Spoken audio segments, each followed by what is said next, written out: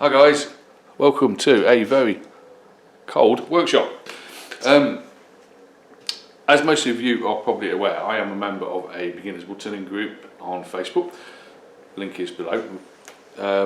One of the questions we get asked quite a lot of, and one of the questions I've been asked to explain, is the difference between a vacuum pressure pot or vacuum resin chamber and a pressure pot, and the different types of resin casting you can do. So this is just my little 5-minute guide ish on the difference between the two types of resin casting.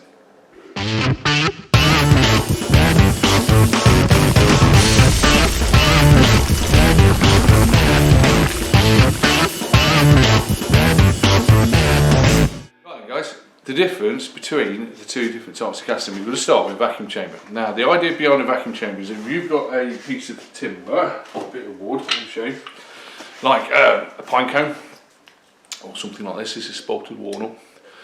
This is very weak, and it's full of voids. Voids that you're not necessarily going to see until you start turning this. Then what will happen? You'll get lots of chip out. There'll be probably dusty areas in here as well. You'll find if you made this into a pen, you'd have to do lots of CA glue work. Probably seal it right up. It may or not just disintegrate on the mandrel as well, because it is very weak wood. Same goes for pine cone. You see lots of these. I'll make a lot of pine cone pen blanks. We sell these. Now pine cones on the outside look very solid, but on the inside they're very fibrous and they do have lots of voids. So the idea behind doing a vacuum chamber is that you would put all the wood that you need to stabilise inside the vacuum chamber, fill it with resin, and then remove all the air. And then what happens is you remove all the air out of the chamber, and then the resin then displaces where the air was. So inside this, and actually so not just in these areas here, but actually inside the wood, you're stabilising the wood and you're moving a lot of the air, and you're putting the resin. The resin is a clear resin, so all you're doing is stabilising the wood and making it solid. To give you an idea, quite difficult to show on camera, but this is a piece that isn't stabilised. It is very weak. And this is a piece that has been stabilised. I think you should be able to see the difference. This is incredibly strong now. So this will turn on a lathe, easily make pen blanks, minimal work needed, with CA glue and things like that, just to get the wood all together. Like I said, this was very porous, incredibly weak wood, but it's now stabilised under vacuum in the resin chamber.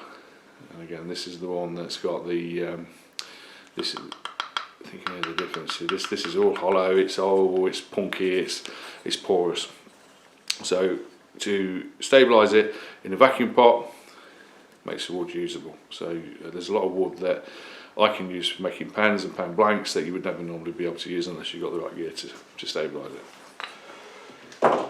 And to give you an idea, this is actually a broken pen which I have lying around the the workshop, but this is kind of the idea. So these are my pen blanks with pine cones.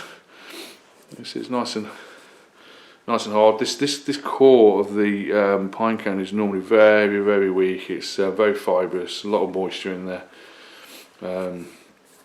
So by stabilising it, you make it incredibly strong and more than capable of doing projects like fancy pens like this. So guys, this is a vacuum chamber. This is made by a company called Turntech in America. I believe they're in Texas, imported in by House of Resin in the UK, who I tend to get most of my gear from, to be honest. They've always looked after me. So basically this gets filled with pine cones or punky, porous wood. You then add the resin. The resin is a special type of resin. This isn't your normal epoxy resin. This is a resin called cactus juice, which is very, it must be, I think the temperature is about 4 or 5 degrees in here today. And this is still very liquidy, so we can still cast for that in lower temperatures. So put the wood in, fill it with the resin, then remove the air. Now the air in the void space between the top of the resin and the top of the pot moves quite quickly, but the air actually inside the wood takes a long time. Sometimes I can have wood in here being stabilised for well over 24 hours. It's got a vacuum pump. I'm going to show you. There you go, there's a vacuum pump. over here. Quite a basic style pump. It is just to remove the air. It's very similar to the pumps that you get in the back of a fish freezer. They're designed to run very, very hot. It gets very, very hot, but for very long periods of time. So it will then remove all the air out of the chamber. What happens then is that you'd leave it to soak for a couple of days, well, at least a day, maybe a couple of days. Leave the wood in there to soak. You'd then remove the resin. It's good, this resin, because you can keep reusing it until it's all gone.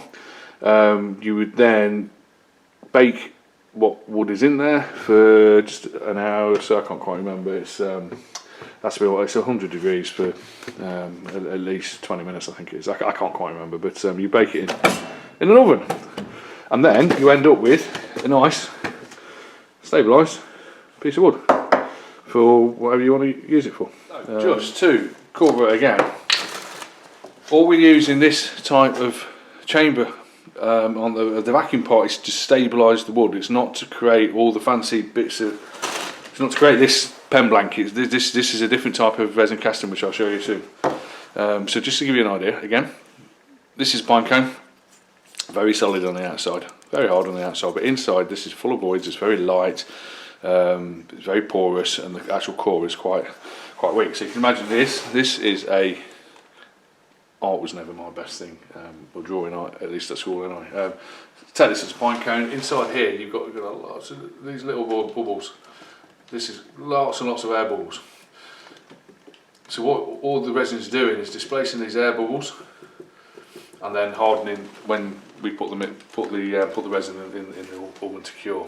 If you can imagine, if you turned a pen without doing this, so this is the cross section of the pen blank, it would start off okay, and then you'd have all these little holes appear on the wood.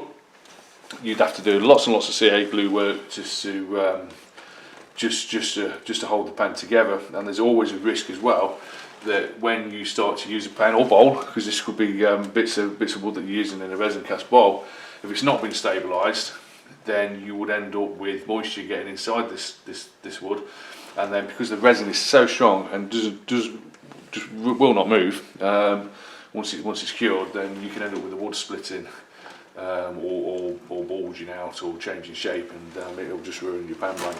But if you've got it all nice and stabilised, then it makes it nice and secure, so you're going to get less movement between the wood and the resin. Not the best at drawing, am I? Right, casting under pressure. This is completely different. That uses the resin, completely different to using the vacuum chamber. So this is a pressure pot. This is a pressure pot I got. This is from the House of Resin in the UK. I think again they possibly come from the States. Purpose built one, very thick steel, incredibly strong, very robust. Quite expensive, but I see it as an investment. I never want to buy this kind of equipment once in my lifetime.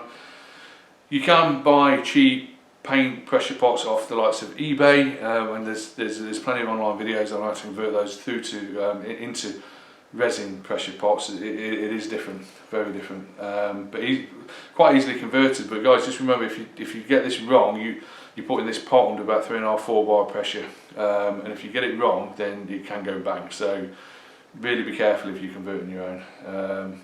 I'd rather buy. Well, I'd rather buy something purpose made, to be honest. It's, I just know it's going to be safe in the workshop. So, because you remember, you're going to leave this once the resin cast is in it, you're going to leave it maybe 24 hours, maybe even longer for the resin to cure. And all that time you've got a big metal pot under pressure in your workshop. So yeah, I don't want anything going back. So this is a pressure cast pot. Let's move this. In fact, I'll put this on ground. They're not the lightest things. So what we're going to try and do is, what you normally do, you fill a mould such as this, any mould, this is pen blank mould, but bowl blank mould, whatever you want to fill, and you'd use a resin called, well, there's different types of resin, but this is an epoxy resin. It's an aluminite resin. I find this is the easiest and the nicest to turn with. The only problem is, it's solid. This time of year, don't do any casting because it's just too cold. It needs to be about 20 degrees in the workshop before I can do any casting. So tends to be what I do in the spring and the summer. This time of year I tend to, I'll have made all my casts, so this time of year I tend to spend more time turning pens and bowls with using resin that I've casted in the previous spring or summer. So yeah, this is the resin, 2-pot resin. This is the main resin bit. This is the activator, the hardener. Just to show again how this differs from the cactus juice. This is the cactus juice. It's like water. So this is designed, like I say, to penetrate into the wood, to stabilise the wood using the vacuum chamber and then the oven. This resin isn't. If you were to cast, say, this pine cone, it would get inside the pine cone, it would get inside all the nooks and crannies and fill any big voids. But what it won't do with this resin, because it's just far too thick, it will not get into the pine cone to stabilise the inside. So if you were to try and cast, so you were trying to turn, say a pen blank with that hasn't been stabilised, sorry, with wood that hasn't been stabilised, you can get a lot more chip out, a lot more dust in. You're going to have to do a lot more CA glue work, and what I'd always recommend as well, if it's not been stabilised, sand it, get the surface you require, say on a pen, but then use a very, very thin CA glue to penetrate into the pen blank, just to try and stabilise it as best as you can. You'll never stabilise it the same as you would do if you were using a vacuum chamber, or you were buying a stabilised pen blank, but to some extent it will work. So these are the pen blanks that we do. These are what I try and aim at making. All the pen blanks I sell are stabilised. I do have some that I'm pointing, you can't see, but it's on the shelf, that aren't stabilised, but I know which ones they are, and I just use those myself for various different things. But all the ones I sell are stabilised, so this will be nice and easy, hopefully, to turn. So what you're aiming for using the pressure pot is maybe something like that. That's been sat on my shelf for ages. This is just a dirty pot, as we say. This is made up of leftover resin over time. There's bits of green in here, there's gold, a bit of bronze, yellows, bits of reds, all kinds of different colours in this. I think there's pine cones in this as well. Yeah, I can see there's a top of a pine cone there. Now what you won't get is any air bubbles in this, because what happens is when you put the resin under pressure in the pressure pot, now you don't remove the air. That's what vacuum chamber does. The air is always going to be in the pressure pot, but what you do is displace the air with resin. So, and then it will decrease the bubble size to a size that you just can't detect with the human eye. If you were to look at this under a microscope, you would see microscopic bubbles still in there, but it just really, really compresses the bubbles down to a small size. Then the resin displaces where the bubbles were, the resin cures, and you're left with microscopic air bubbles, which, let's say, with the human eye you can't detect. So there's still air in there, just very small, just small little air bubbles that you can't see. So yeah, there you go. So hopefully, guys, you found that useful. If you want a video on anything else, resin casting, whatever you like, really, just let me know. Hope you're enjoying the group. Feel free to subscribe. It should be just down here somewhere. Hit the subscribe button, and hopefully speak to you soon. Thanks, guys.